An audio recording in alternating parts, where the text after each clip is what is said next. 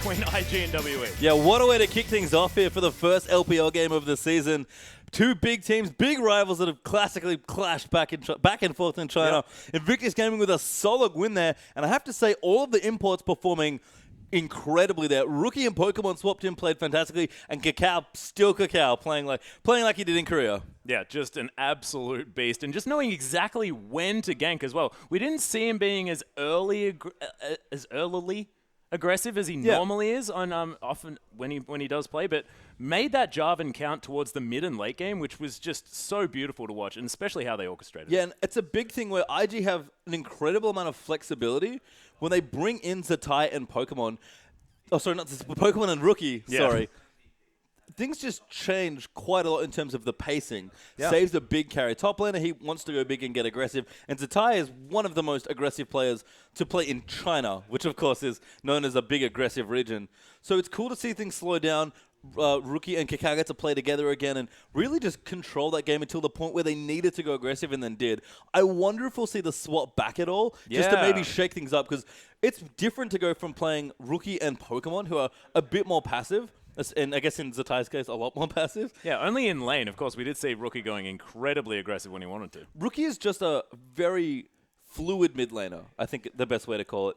He always wants to outplay his opponents, it feels like, and just wants to go in and get a kill when he knows he can get a kill, when he's calculated everything, when he has the numbers down, and just says, you know what, time to go in. And he did that with Twisted Fate, constantly picking his spots really well, just controlling so much of the map for his team, and leading to an basically insurmountable amount of pressure for WD1D1, who just couldn't find a foothold in that game. Yeah, they just couldn't. We'll see whether they do decide to switch them out, though, because with Zatai and Save, they could opt for a more overly aggressive style and also just throw WD1D1 off, because if you do have a curveball to throw, I mean, you could almost throw it. But, I mean, why fix something if it isn't broken? Yeah, that's true, That's the other mentality. So we could have either decision being made. We'll just see what they do decide to go with. The option's always there.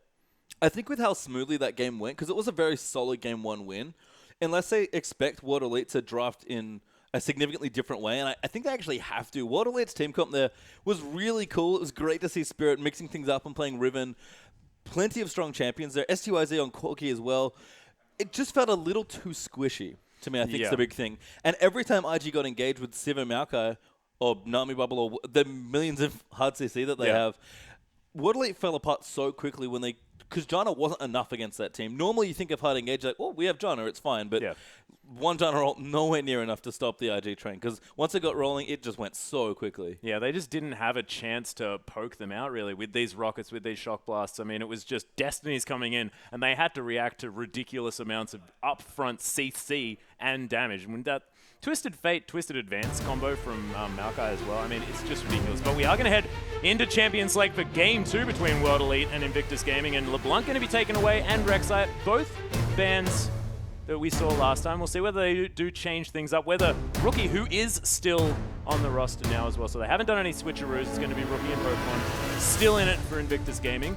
Yeah. Now going to be taken off, and now Twisted Fate. Bit of a swap here. So I think we're going to see very similar bans to Game 1, which was Rek'Sai, LeBlanc, Nah, and I believe one more really strong champion that sees a little play, whose name escapes me right now. But Twisted Fate is the mix-up here for WD1.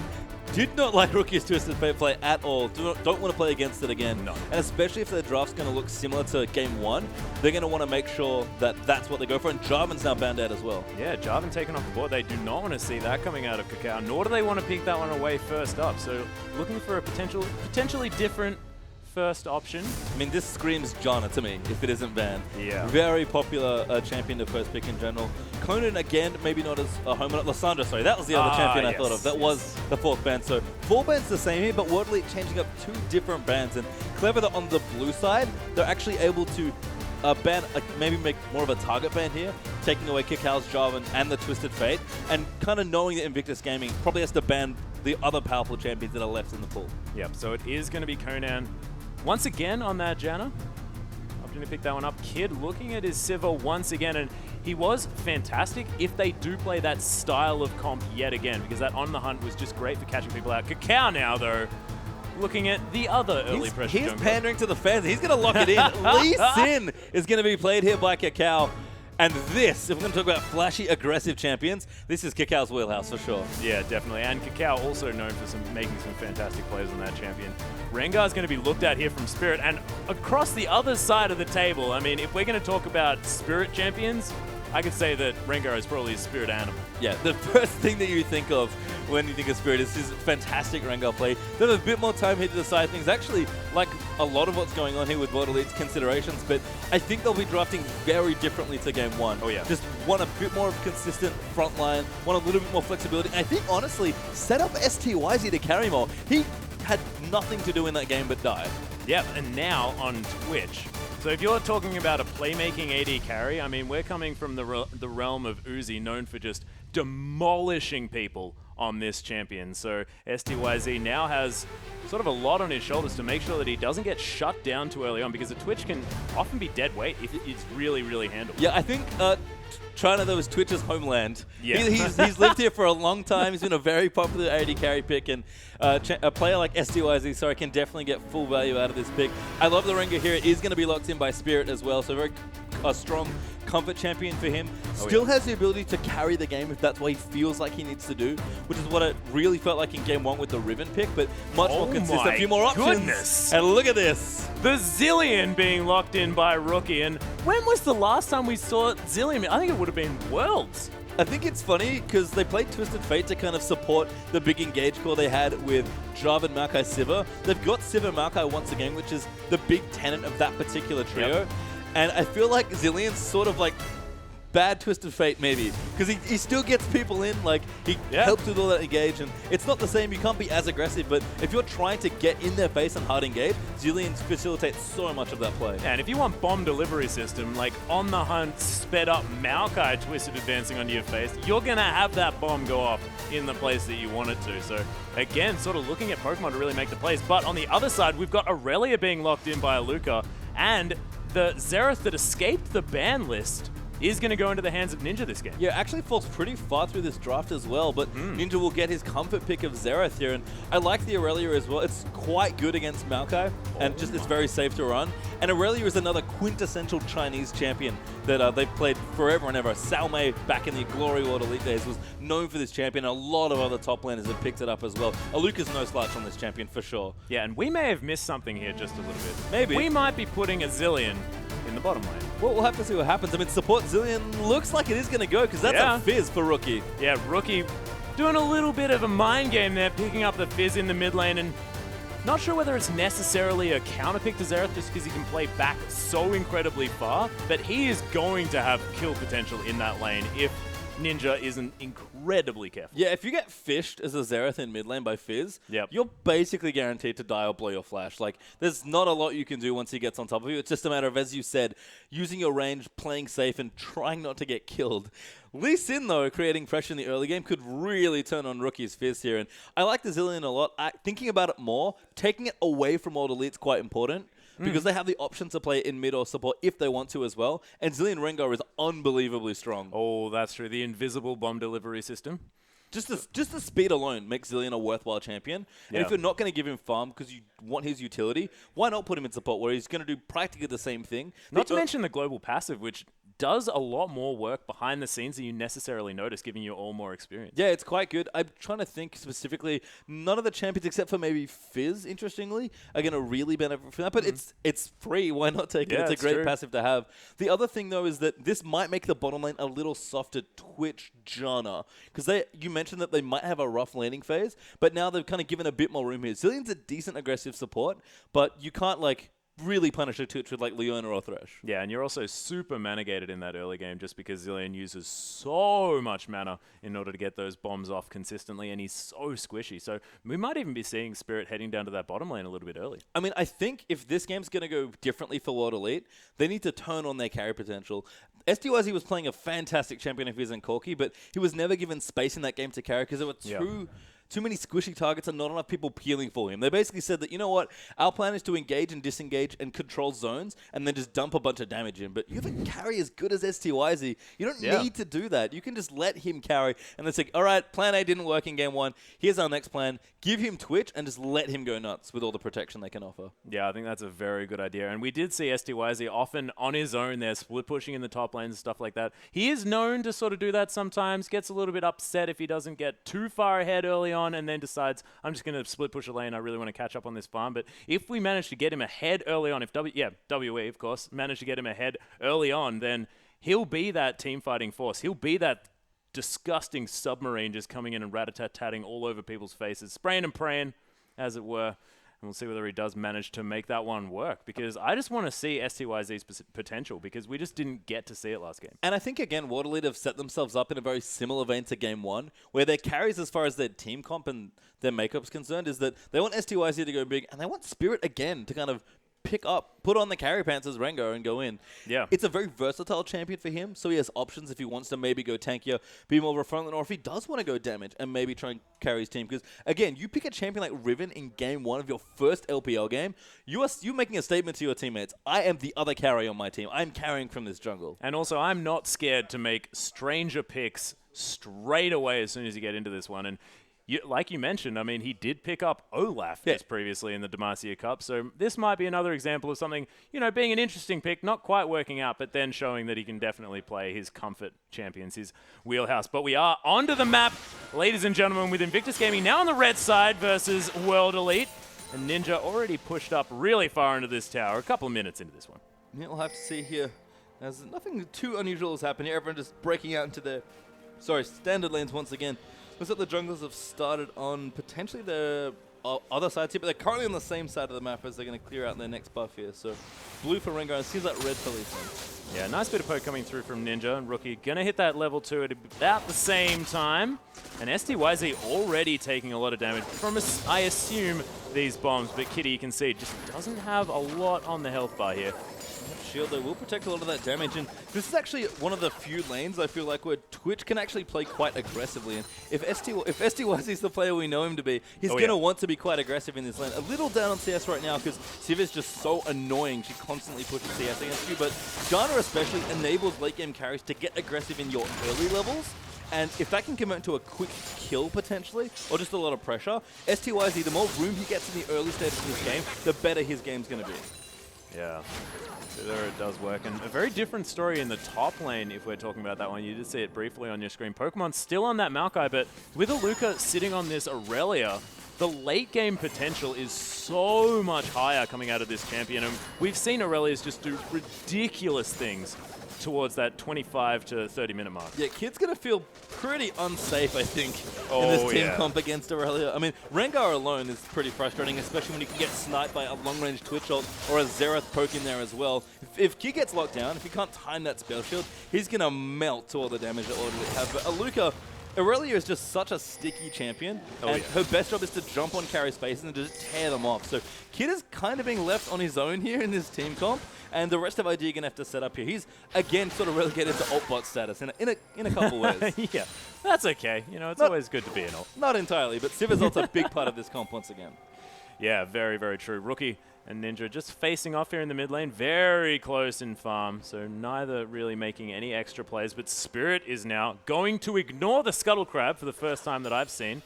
And Kid actually going to be warding at this stage. That's not the time that he wanted to do it. So much aggression. Forced to use that flash. The Howling Gale's going to come through, but not going to find the mark that it wanted. And Spirit already getting a summoner out of the bottom lane. Bit too aggressive by Conan flashing in there trying to get the follow-up CC, but you can see that the Rengar mechanics are still on point here for Spirit. Yeah. Leapt in, immediately bolted for the snare. Kid had no time to react there. Forced to use both of his summoner spells. And if there's a revisit here as well, oh, KaKAO, what are you doing?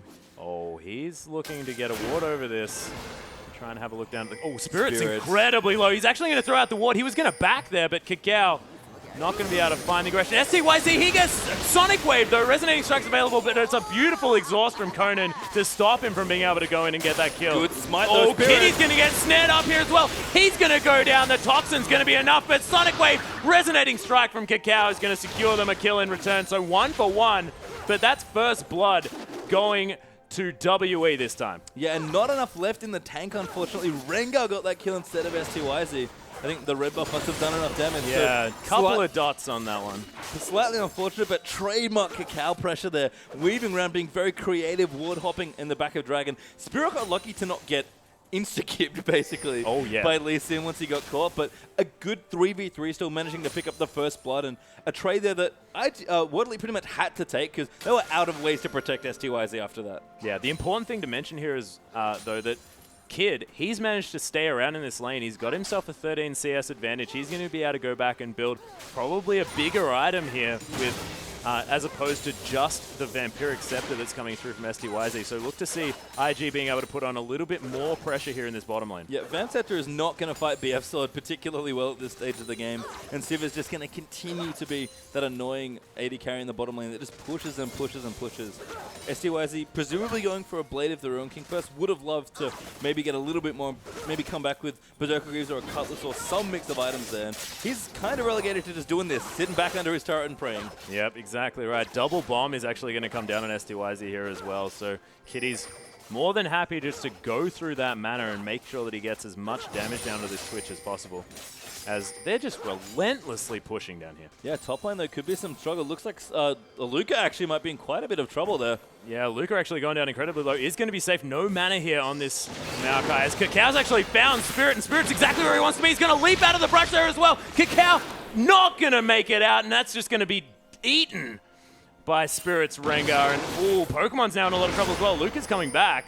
Great patience, though, from Spirit. Oh, yeah. Knowing that KaKAO would come in, Aluka managed to not get killed in that tower dive, and Spirit, he's going to stay there for a short while, maybe going to go in again on Pokemon. Yeah, Sapling I think was used, but he's going to get jumped on once again. The Blade Surge is available as well. There's a Chilling Smite. Pokemon, you are not going anywhere, buddy. Spirit picking up his third kill of the game. And I think Spirit, considering giving that kill to Aluka, but couldn't quite not justify, but couldn't quite get earlier in the spot for the last auto, takes it for himself again and is really on the way to carrying this game for his team from the jungle if that's what he wants to do. And again, I can't credit the patience enough. New KaKAO was coming in, waited for him to come back after Aluka got out of the dive, and then just sprung the trap. And that leap from that brush went so far. Oh, and Spirit actually has vision on KaKAO here as well. Is level 6. He's going to have that thrill of the hunt. He's going to pop it now, but he's going to the mid lane. Rookie knows that he's around. And it's going to be KaKAO now waiting. He's got the exclamation mark. He knows that there's a kitty that's looking to bite some off. But Pokemon now is coming through, so I think that Spirit's not going to test his luck too much here in the enemy jungle. Didn't want to opt in for the 2v2. Teleport's actually up for both top laners, so could have had a pretty involved fight around the red buff here. But KaKAO instead will just pick up his red buff for himself. And a bit of a wasted ult, unfortunately, there for Spirit. Yeah, I'm not going to be able to do anything, but it is still a lot of pressure. We can see Aluka now helping out with this blue buff. And Xerath Ninja is going to head around and pick this one up as well. Yeah, pretty important here for Ninja to pick up this blue. Just lets him play so much safer against Fizz. And of course, Spirit's not going to need it here on Rengar. So he'll pop back into the lane and probably continue to keep going even here against the Fizz. Rookie, quite impressively, keeping up in CS in the early levels, it seems like, and going for a pretty quick Lich Bane, wanting to try and lock down Ninja pretty early on. Yeah, has that Sheen first, which is interesting here on this Fizz. They often go for the extra Doran plays just so that you've got a little bit more health here in this mid lane, but Rookie doesn't really mind, just wants to have as much kill potential as possible because, of course, Sheen just synergizes so well with Fizz. Yeah, I think knows that it's a pretty hard gank for Spirit to justify because Fizz is so slippery. And Xerath's kill potential is not super high. You pretty much have to get caught by a Xerath stun, which as a Fizz should not be happening. So I think Rookie's just confident in his own play here. Going to pick up his blue now as KaKAO donates that over and going to continue fishing his way. And this is the thing about Fizz that I find quite interesting as we've seen more and more Fizz play over the year or so. Fizz players used to always be like, I must snowball. I need to get ahead and start killing people so I can be an assassin. And what happened is that a lot of Fizzes sort of moved around. A lot of assassins in general started leveling their AoE a bit more to help manage waves, which they couldn't do very well before with their single target. And Fizzes now are just sort of like, I'm going to hit my mid-game timing with the Lich Bane, and then I'm going to crush anyone that walks in. And I can keep up with it that way. I don't have to get kills in lane. Yeah, and you put a couple of extra points in that Playful Trickster, so you have the option of clearing out a wave if you need to as well, which is really, really seen a lot more popularity, as we do have STYZ and Conan just clearing out these Krugs, trying to get a little bit of extra CS as they just don't want to enter this lane where Kitties is just so obnoxious on this Zillion. Yeah, we'll see here Aluka in the top lane though. Pretty comfortable going in on the Pokemon. Yeah, the double Blade Surge actually getting him right into Pokemon's face. Pokemon is going to be okay. Does have that double Doran's Ring. So feeling the pressure in this top lane, wanting to have as much staying power as possible. Oh, and be careful. Oh, STYZ in a lot of trouble. Gets slowed down. There's the bombs there as well. Lots of auto attacks from Kid. STYZ forced to back out of this one as this is just going to transition straight into a dragon. It's going to be KaKAO pulling this one out. 3 men strong, and it doesn't look like WE is really going to respond to this one. Yeah, really confident dragon here, actually, coming out of IG, knowing that they've pushed STYZ off, that he's not really a threat right now. Take a very quick dragon at just under 11 minutes. And Spirit was waiting patiently in the top lane. Pokemon does manage to get that sapling in there, so he's going to be spotted out. So loses the dragon and doesn't get the gank off up top either. And I don't know if they knew Spirit was there the whole time, but if they did especially, that was beautiful movement from IG to secure that first dragon. And again, STYZ, we've been looking for him to get going, but he has not found it against Sivir in either this game early on or in the last game as well. And hasn't quite managed to pick up that Blade of the Ruin King yet either, so still needs about 850 gold to secure that spike as well, because you can enter that lane immediately, Blade of the Ruin King, slow someone down and get that spray and pray off for lots of damage. They're just not quite able to get there, which is a bit unfortunate because they really need that spike. And that's such a big deal as well. When you take a dragon with no completed items on your team, that's just whatever vision you've got, maybe a pink ward if you've gone in. Speaking of completed items, that Lich Bane is just straight there. Rookie just, that's all I want. I just want me Lich Bane, me red swords. That's all I want. Yeah. Purple hands. Good timing, really strong timing. I mean, we tend to see Lich Bane maybe 14, 16 minutes, yeah, a lot like Trinity Force. That it got. I mean, oh there's God. a flash into the Chum. The water's there as well. Spirit taking a lot of damage. Actually flashes onto Ninja as well for some extra damage onto him. And Rookie successfully saves his turret for now. Or is it going to go down? Yeah, it's going to fall. So maybe a slightly wasted flash, a little bit over-aggression, but I liked it. I mean, Rookie knows he can win a fight there. He's under his tower. He's just got his Lich Bane. Why not go in there? And good stun by Ninja to keep Spirit safe, but he might be in trouble now. Yeah, Rookie is coming around. KaKAO's very low, though. Spirit might want to do something about this. Half health. Great smite from just Spirit. One combo. Oh, the flash Sonic Wave. Spirit pops the thrill of the hunt. He actually might want to go back in onto KaKAO here, but not gonna. Just gonna go back to his favorite Scuttle Crowd. Yeah, there it is. Despite Xerath's ultimate having quite a lot of range, did not feel confident without Ninja.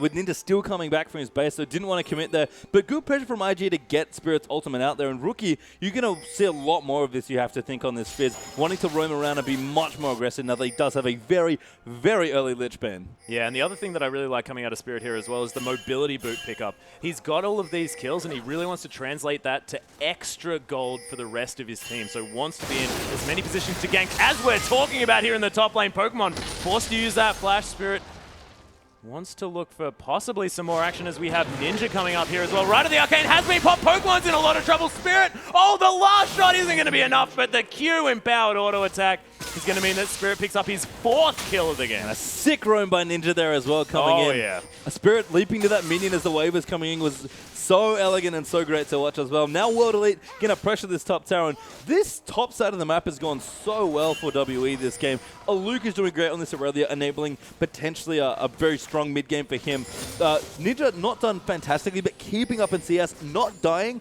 and picking up an assist there with that roam is great.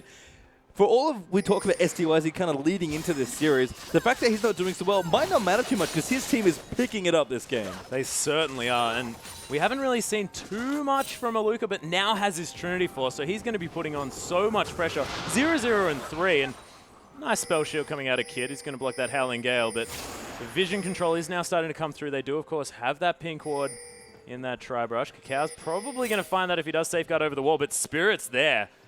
And he has full Fury at the same time. Sonic Wave's going to land, but I don't think he's going to Resignating Strike onto that one. Some good vision again from KaKAO, is constantly getting vision where he can. And you can see that IG, especially in the early game, seem to really value a lot of this vision around the Dragon Pits particularly. Wanting wards not too deep because that's unsafe to do, but just wanting control of the area once it's starting to come back up so they can make sure they make plays when it does get back here. But if Twitch finishes his Blade of the Ruin King by the time the next Dragon's available, there's a lot of strong item timings here for World Elite to make a very good attempt at a 5v5. Yeah, that's exactly right. Styz actually, STYZ, sorry, looking to get a bit of the submarine play happening, but he's just going to stealth up, come in, just scout the area, see what's going on. I think the thing to remember with Twitch as well, it's sort of the same with Fizz in a couple of ways. we talked about how Fizz players early on just never wanted to be too aggressive. And so wanted to be too aggressive and valued snowballing a little too highly. So Aluka's actually just taking a turret here. Yeah, just really, really aggressive play. There's the hidden style coming through for a lot of extra auto attack damage on the Pokemon after that.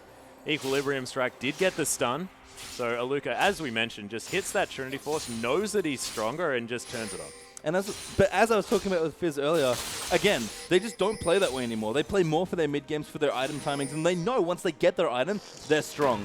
Twitch is similar in that you might not feel that great when the game's going. But when you hit your very cost-efficient build, if he does go Ghost Blade after this Blade as well, it only takes one good team fight for Twitch to be back in the game. And as you mentioned, Blade of the Ruin King just finished up, and there's the Brutalizer. So exactly right, looking to go for that Ghost Blade, looking to really be able to do extra buttons in these fights and get a lot of damage. And this next dragon is so important for World Elite. IG got the first one. The first one is, in a lot of ways, the most valuable because it just gives you a good boost of stats, and that stays with you through the whole game and powers up as you power up. Yeah. So if you can deny the first dragon, that's great. As well. Yeah, oh yeah, percentage stats increase is always nice stuff here. But IG, of course, want even more maybe to deny that first dragon away from World Elite. And if they have a chance to get themselves back into this game, they actually have a gold lead, by the way, with the 4 kills. Spirit's been doing so much work. He certainly has. 4-0-0 on this kitten. Is going to be building up possibly, like, there's the Spirit Stone there. So, Kindle Gem. So, looking to go a bit tanky. A little bit tanky. Yeah, I mean, I think he wants to just transition here. Good ult, though. We'll get pop. We're going in. Thrill of the hunt. KaKAO's going to get left on here, and that's going to be the miss on the Empowered Bowler. Spirit's back in, though. Gets bombed up. Kid's going to be able to get some auto attacks down. Going to be KaKAO finishing off that kill onto Spirit. Ninja's getting aggressed on Rookie. Just going to jump on his head. It's a nice Monsoon, but Ninja, it's looking like he might still go down. Styz, is he going to be the hero that we need? There's the spray and break coming through, but he's going to get finished up. Does get a kill on the support. Conan and Aluka now going to be convinced to get out of here. Kid with an incredibly aggressive flash. And Conan now, you don't chase Janus. It's just a little bit tough. That Urchin Strike, though, playful Trickster in the end, going to be what finishes him off. And Aluka just wondering where the heck his team went. Yeah, Fizz with so much mobility, easily able to chase out those kills. And two key things went wrong there for World Elite. Spirit went a bit too aggressive when IG were all stacked up together. And STYs, he just never got a chance to use his ultimate. And Luca's teleport was super late to that dragon fight. Yeah, so he's now just sort of waiting around out the back. It's going to be Pokemon going over the side, getting aggressive here. The Vengeful Maelstrom has been popped. He's going to make it out to safety, though. And again, denying that a first dragon by IG from World Elite and picking up their second is such a big deal here. World Elite were primed to win that dragon fight, but couldn't quite coordinate to get everyone together in the same spot. Aluka was, again, very late to that particular engagement. Twitch came around from the other side where you ideally want to group behind your front line, and IG just took the easiest fight in the world that they could possibly have asked for at that fight. Yeah, and we have to mention now as well is the fact that Rookie now 3-0-1 on this Fizz. Went from 0-0-0 to 3-0-1. Really now in a position where he can put the team on his back, much like he did in the last game. I mean, Rookie did an unbelievable amount of work in that last team fight as well. Just cleaning up people as Kitties. Whoa! He's going to bomb things up here. So much damage coming out of this Zillion. Yeah, Zillion does not kid around with his damage. I think he actually, it's a Frostfang finished already. Doesn't kid around. You are a funny guy. That's Frostfang finished already for a bit of extra power there. So you can see, Rookie is looking so aggressive now. He's got his cooldown boots, so he's going to be able to go in even more. And here we go again. STYs is going to die before Rookie even gets there. Conan going to throw over the Chum the Waters. Rookie is going to onto Conan. Now they're going to be able to clean out this bottom outer turret. And this looks like the beginning of the snowball here for IG. As Spirit now going to get kicked back. Oh my goodness, Rookie now going to get those auto attacks down. KaKAO going to get a well-deserved kill there. KaKAO flexing the muscles, showing off those leasing mechanics by flash kicking Spirit back into the team. That's going to completely even up this gold lead after all that. IG now streaming down the bottom half of this map trying to take objectives. Aluka is scrambling to try and take out more in the top lane, but that last dragon fight has turned things back on its head here. We're in an even game once again. Yeah, exactly. So Aluka might have a lot of work to do towards this later side of the game, as he's going to get a lot of extra damage down to this inner turret. Ninja's here as well, just waiting to the side to see when Pokemon is going to go aggressive. Oh my gosh, the extra burst coming through right as the Arcane's been popped, but Ninja going to have to stop that one a little bit early as Rookie's come around. Ninja, buddy, you are looking in a lot of trouble. Rookie picking up yet another kill, 5-0-2. for this Fizz. Yeah, Aluka just abandoned his teammate there. And Ninja was trying to come up and help. They almost got a kill on Pokemon if people hadn't been there, but wrong side of the map there, unfortunately, for Waterley. Everyone from IG rallying back after being on the bottom side, and easy cleanup again for Rookie and KaKAO. Yes. Oh, Thrill the Hunt. Actually, they're going to find Kitties. Just an unfortunate place to back. Might be a little bit of a bait here, as he is going to Chrono Shift his way back to life. Yeah, KaKAO looking a little too threatening there, along with Kid, and they back everyone up. They will recall now as well. Kid will pick up his red buff, and RG will look to pressure their next point on the map here. And just sort of looking through, Waterley still need to get some items going. They're going to be kicking themselves for losing that Dragon fight, because that was their real window to get things going in this game and start getting quite far ahead. Yeah, not to mention the fact that they just picked up the Blade of the Ruin King and that Brutalizer onto STYZ. He was ready to make some plays, but just not quite able to make it happen. STYZ now on his own here in this lane, just trying to get some farm. And you can see he's doing fine in that front, but 1-0 and 5 on the side of Kid. And now WE, they're going to be able to get this outer turret, and we'll see whether IG are going to do anything about it. We can see they're a little bit too far back, and this one was already a little bit too low. So yeah, WE getting a nice, easy objective. Yeah, good movement, gives them some free gold there, which is much needed at this stage of the game, taking out that bottom turret. I think, interestingly, Ninja here has gone for, it looks like a Rabadon's his second item, which is a pretty brave buy against Sivazillion Maokai. Oh my goodness. WE actually really committed to this one. Rookie going to come through with the Urchin Strike. STYZ going to get just blown up straight away. There's the playful trickster through. Immediately exhausted his Rookie, but he's out of this one. Spirit now has that bomb, and in Pokemon's teleported him from out of the side. And look at the playful trickster. Does manage to get caught up, and here's Aluka. This might be his time to shine. 3 kills already. Kitties gets the bomb down. Kid's now going to go down as well. Now it's a 2-on-2. There's the flashes coming through. Right of the Arcane comes out, and WE have somehow turned this around. Pokemon, the only one alive on the side of IG, and he just doesn't have the damage to do this. We'll see whether they can slow him down enough. Stun. There's the stun into the queue, and Ninja finally managing to turn that one, and I thought that was just going to go straight into IG's hands. And World Elite kiting back so well after things went really wrong there. STYZ got sniped by a fish from Rookie's Fizz, and I thought the fight was over instantly at that point. Ult got popped by Kid. Everyone went in for IG, but Ninja and Conan really showing the power of Janna in that long team fight all the way down the bottom lane, kiting perfectly and back into the lead now. Not to mention Aluka in that fight. It was just fantastic. Getting Blade Search resets on multiple champions, just cleaning up throughout there, was really beautiful to see. But Rookie now is going to be almost built towards that Zhonya's Hourglass, so going to be even more slippery in these fights. World Elite, they're not quite out of the woods yet, but that just looked fantastic. From the position that they were in, to win a fight like that was just beautiful. Yeah, I think Kid really getting hammered by Aluka there caused some problems, because Rookie got really low when he sniped STYZ and couldn't actually go in. He baited an exhaust from Conan and then Urchin Strike back to a stray creep behind him. Baited out the exhaust beautifully, but he had to keep ducking back in and out of that team fight to actually do anything. And when Kid's not there for the consistent damage and Rookie can't actually get in and assassinate people, IG's damage falls off pretty swiftly. Yeah, but we do have the Zhonya's finished. World Elite, knowing this Dragon timer, they really just want to get their first one. Yeah, it's just so important. Again, the percentage stat increase, always good. Gets even better as you pick up more and more items for yourself. So World Elite at this particular point now looking for the 3rd Dragon of the game, 24 minutes in, with big items completed across the board. First Dragon would be a big boon here, and 3rd Dragon is very important for IG as well. Yeah, both teleports are available. This Dragon is going to get started. It's already at half health here on the side of WE. The teleport coming down first up here from Pokemon. The Dragon's still not even taken yet. KaKAO's actually drawn aggro this one. Thrill the Hunt's been popped. It is going to reset, and they haven't committed to any fights here. We're going to have the Twisted Advance, the Ventral Maelstrom as well coming through. WE trying to get out of this one. Nice Monsoon just to try and get the fight in their favor, but kills are just getting traded over and over. Ninja's going to go down. On the Hunt is doing so much work with the chase down, and look at this. WE's just melting out of this. Rookie with another fantastic play. Just going to Urchin Stride his way through, and that's going to be the ace coming out of Invictus Gaming. And IG, again, such beautiful team fighting here around that pit. Twitch, by the way, got the Dragon. STYZ managed to pick that one up for They got their themselves. first Dragon. They got it. It's fine. Which is important, but they couldn't win the fight. IG just 2 on top of them, and now Baron is being started. 25-minute Baron?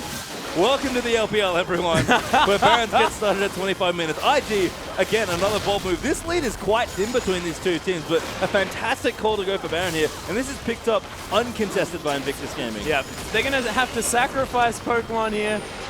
They are going to end up picking up that Baron. A tree for a Baron, I'd probably take that any day. Not a bad trade at all here as Invictus Gaming will wander back to their base and spend quite a lot of gold that they've just got. 2,500 gold now is Invictus Gaming's lead. And WildLead have plenty of wiggle room here in this game, but the next few minutes with this Baron buff available are going to be rather painful. We already spoke how Baron just turns any lane into a split pushing lane when you split people up. So IG just have so many options to pressure side waves now. Yeah, Kid looking to finish one last item. Now has hit that gigantic 3-item spike that you see out of these AD carries in that Static Shiv, Infinity Edge, and of course the last Whisper for the armor penetration. And there's the Righteous Glory coming through for Pokemon as well. So they really want to get into these fights. Yeah, you can tell what Pokemon's job is here. Kind of picking up kind of like a mini Severo, at least for the movement speed part. Again, really needs to hard engage. You've seen that when IG get on top of World Elite's carries, they're so squishy because Twitch has 0 mobility and Xerath has also 0 mobility. So once everyone's locked down, if Aluka and Spirit can't kill or Conan can't peel for everyone, it's just too difficult for World Elite to win fights. And we talk about Janna as being the big disengage support. When you have this much engage, it's pretty difficult. Yeah, it's just ridiculous. Oh, Aluka actually getting caught out here. There are the bombs there as well. Transcendent Blade's not going to be enough. Kid's going to find that last kill. And just slowed down to high heaven from Kitties. Oh, Kitties. That's a beautiful catch there with the stun. Chrono Shift on at the very last minute. Thrill of the Hunt is going to be popped. And Spirit is going to find his way to safety. But KaKAO just from the backside just going to land all of his abilities. Kid's damage just doing so much work. They're getting the assist for that one. Good spell shield as well. Nice spell shield. Just popping that W there from Twitch. And again, Pokemon. Kid with the 3 items. When he gets to attack people, they die very swiftly. They certainly do. And WE just going to get pushed back to this inner turret now. The outer turret's definitely going to go down. They're probably going to be able to stay here to pick up another one as well because this Baron buff is doing so much work for Invictus Gaming, who just know when to take these Barons in both of these games. I like Rookie's flank there as well. He was sort of poking around the side, maybe looking to snipe someone over the wall. Instead, now down the bottom as his team's going to be rotating with his team and look to fight there as well. WildLead are all back at Styz. Aluka actually. Yeah, he's going to Blade Surge to a creep and then onto Kitties, who doesn't have that Chrono Shift as we just found out because he used it to save his own life after getting caught there a little bit. But Rookie, again, just split pushing in this bottom lane, able to pick up the objectives that they need, and already this has just paid dividends this Baron. Really smart stuff from Fizz there. Again, the Baron power creeps make it so much easier for anyone, even a Fizz, who is definitely not the Siege champion of choice, be able to take out Terrace. They had plenty of minions moving down towards that bottom side, so Rookie was just dashing back and forth. Didn't need to be with his team for the 4-man push down mid, and if he saw any stray carry, even poking in their base, he could probably fish them and get a kill. Yeah. I love the term of fishing them as a verb. That's what happens. He throws the fish at them. It's beautiful. Don't worry, I'm not questioning. We've got a Void Staff being picked up as well from Rookie, so they can build as much magic resist as they want. They're still going to be prey for this fisherman. Just so you know, it's like fishception, all right? He throws a fish at them, and another fish comes out of the ground to attack them. He is a fish. He's all about it. Yeah, it works on so many levels here. As Rookie will steal away a blue buff there. Nice objective being taken. Yeah, and again, they're just going to be strangling out the vision from World Elite. You can see the red wards, they're no longer in their own jungle. They're going to be put further ahead into World Elite's jungle, and they're just not going to be able to get the money that they need to just stave off this onslaught. I have to say, I've been pretty impressed with vision across the board in both games here. Yeah. Haven't paid super close attention to it, but both teams have quite impressed me with the amount of vision that they've looked to get here. And again, Chinese teams are often ones that jokingly people say don't ward, but the deep ward here especially as Rookie wants to go in. So aggressive onto 2 members of WE here. Spirit actually gets caught, but Styz is the one doing the damage. KaKAO's going to fall down. No Chrono Shift just at the right time. Monsoon's going to keep Styz alive in the backside as well. Rookie may have gone overly aggressive. He's going to fall down. SUY's going to pick up that kill, and IG immediately get the heck out. Right of the Arcane's going to be popped. Oh my goodness, Kid almost falling down to that one. Going to take those Raptors just for a little bit more life steal, and Kitties use that speed up in order to get himself a little bit closer to safety. IG only losing 1 for that one, but not managing to get a kill in in trade, World Elite going to try and get some objectives. Just too deep for IG there under that turret.